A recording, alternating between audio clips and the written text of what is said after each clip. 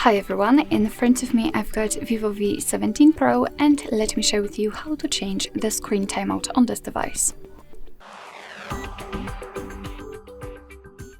So first of all, let's enter the settings and then we have to scroll down just a little bit to find display and brightness. Then let's tap on auto lock. And as you can see here, we've got some options from which we can choose. So at the top, we've got relatively short options or longer ones like 1, 2, 5 or 10 minutes. Currently, we've got 30 seconds option applied. This option is marked, as you can see. So all we have to do is to tap on the option we'd like to use. So I will pick 5 minutes. And as you can see, it is immediately notified right here, which simply means that from now on, after 5 minutes of inactivity, this device will black out. Alright, so that will be all. Thank you so much for watching. I hope that this video was helpful, and if it was, please hit the subscribe button and leave the thumbs up.